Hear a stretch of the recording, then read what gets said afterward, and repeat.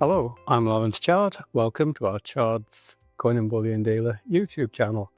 Well, today we're all ready to do a video about gold prices going down. Just as we were trying to get ready to do it, somebody showed me a couple of buy-ins that we'd got. Somebody was in our showroom with quite a stack of different silver coins that he'd inherited, I think fairly recently, and somebody brought mentioned two pieces to me and said, "Do you like these silver maples? They're not testing as silver, there's no silver in them."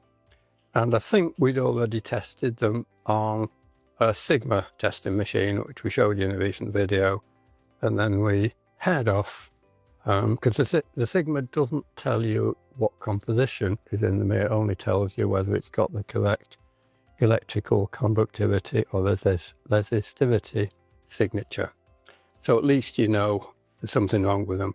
So we then brought them to our night on machine, and actually I tested them earlier, but at that stage the customer was going to take these back with him, but he's very kindly donated them and said we can keep them. So I'm going to put one in the night on tester, press the button, and here we go.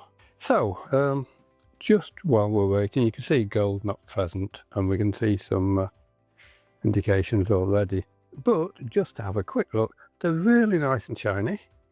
They look minty. I think most people wouldn't actually suspect anything wrong with them to start with. We do have a neodymium magnet there, and it's quite handy occasionally to just check things with those in case they've got iron in them. These haven't. What was I going to say? They're dated 2023, and we did ask the gent, did he know where his relation had got them from, and he listed a few people and said, we bought them on eBay. And I went, okay, these probably came from somebody on eBay.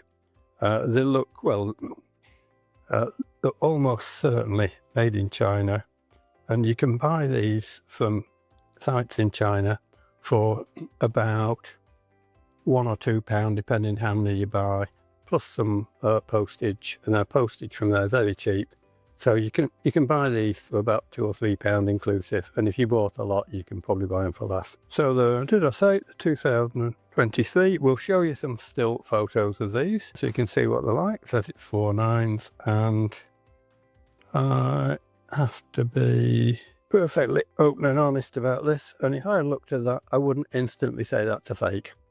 Whereas with lots of fakes, you can do, which is why we use some other testing thing. The first thing you can do is actually, well, I showed you a neodymium magnet, but there's no effect, it's not magnetic. The other thing you can do is weigh them, and the silver maple should weigh 31.1 grams or thereabouts, and these weigh both over 32 grams, 32.31 and 32.5. So they're overweight. That's a dead giveaway. They're fakes, because mints don't normally make overweight coins. So let's have a look at the result, which you can see 74.1% copper, and what we usually do, 14.4% nickel, 9.6% zinc, and 1.9% silver. It's almost certain that the silver it's detecting is only on the surface, and it will be a micron or so deep. So there's not very much silver content there at all. If you needed any more evidence about them being fake, this is good. The Sigma would have been good. This is good. The weight's wrong. That's 3 things that are wrong with it. So while we were doing that, we can close that. Somebody said, oh, there's another buy-in over there today. Somebody sent us 4 half sovereigns, and they're all obvious fakes. But oh, let's have a look. First one of those, an 1896 Old Head Victoria half sovereign, and from a distance looks absolutely minty and new. There's hardly any marks or scuffs on it. There's a big dent in the head which shouldn't be there. But that coin has never been in circulation. Again, I did magnet test it before, and that's wrong. We also weighed it, and the weight's wrong. It's 3.8735 grams, it should be roughly 3.99. So that's underweight. And that isn't wear and tear, that was made too light. So that's a diagnostic. I actually didn't need to weigh it because it is such an obvious fake that you can tell. When you look at the photos of it, I think most of our viewers will be able to tell us. You can always let us know whether you can tell or whether you can't tell. And anything else you want to ask, any other comments you want to make, pop them down in the comments below. We do read them all, and we do try to respond to them all. Half sovereign should be 22 carat gold. If we look at the top reading, it's an 18.5 carats roughly. So that's obviously wrong. Oh, non-standard carat, gold plate not detected, all sorts of messages there. The gold's about 77%, so that's too low. And the readings we did earlier, yeah, we tested both sides earlier. The one side ended up being 76.7%, the other side 79.1%. And whenever we see a big difference between the reading on the two sides of a coin, that also flags up that it's suspect. So here we go, we're nearly at 60 seconds. Let's have a look. We'll press the details button, but we are showing about 77% gold on that instead of 91.6 or 7. There's copper in there, there's some silver content, there's some zinc, which is unusual to find in gold sovereigns and half sovereigns. So that's a conclusion that's fake. Let's set that one out. Next one should be a 1911. I'll do these in order. No, I think it's that one. Again, we'll show you stills on these up here somewhere of both sides of it. What you'll notice on this one is George V is hairier than he should be on the real coins. There's also scratches all over it. So I would conclude that it's almost certainly been used in jewellery. There's also some horrible marks on it, which are probably flash marks from being in a mould. The lettering on the necks or Fortune PM. The date looks amateurish. Everything's weak. It's got scratchy looking lines on it. The BP for the designer's initials are awful. About a 5-year-old kid could probably do better. We'll put that on the machine. This one's 1911, George V. There's no mint mark on it, so it is or would be the London Mint. When I've looked at the other two coins, the third and fourth coins are both 1919 fake half sovereigns. They both of them have no mint mark on them, so they would be London Mint. And the London Mint didn't make any half sovereigns in 1919. Did any other mint make any half sovereigns in 1919?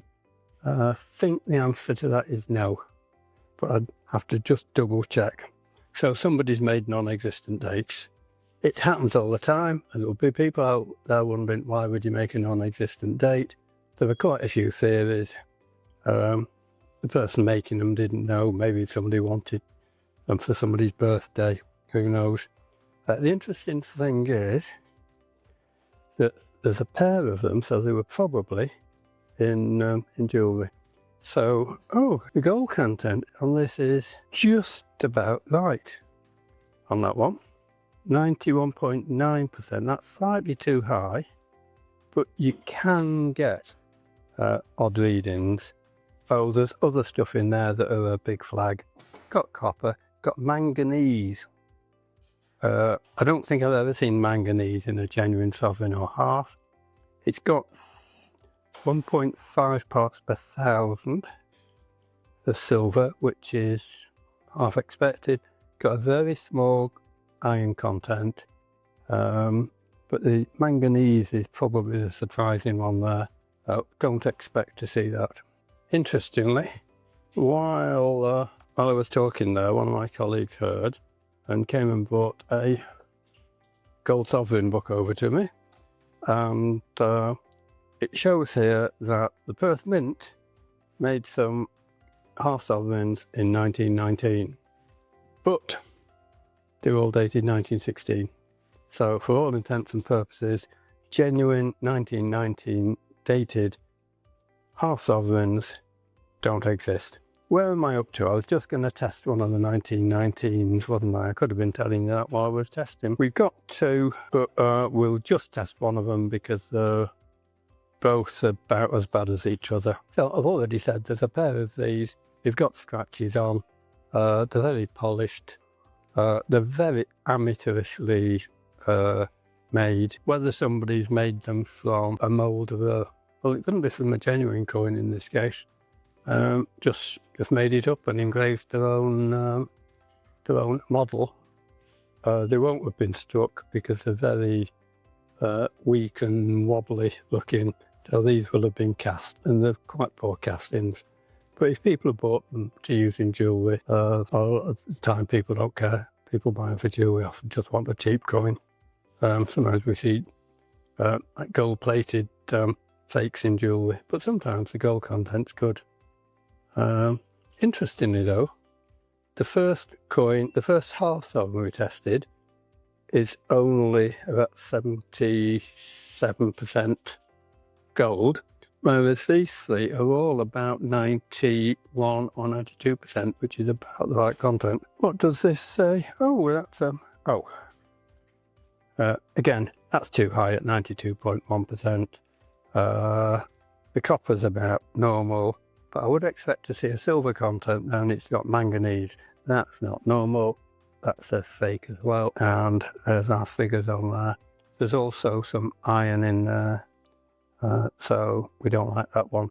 The weight on all these half sovereigns is wrong, so that's also conclusive.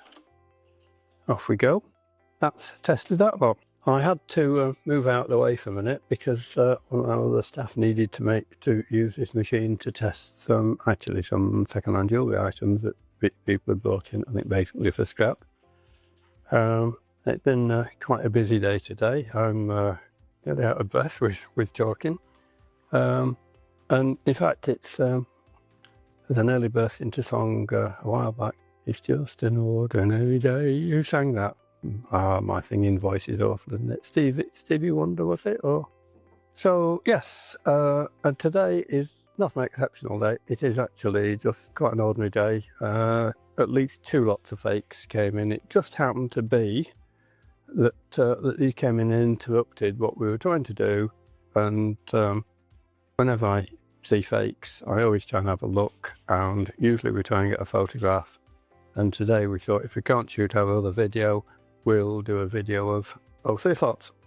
And that's what we have done. So I think all that's to say is don't forget to comment. And also, if you want to have further discussion on this, look at the link we've put on in the description below for the Silver Forum, because we've put a post on there about these coins. And if you want further discussion or see what people on the Silver Forum think, then have a look there, because that will add more to it than our video. What have I forgotten, my Christian? Did you like it? Did you not like it?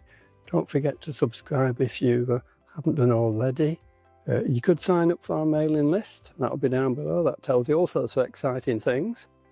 And I think that's all for now, folks. Bye for now.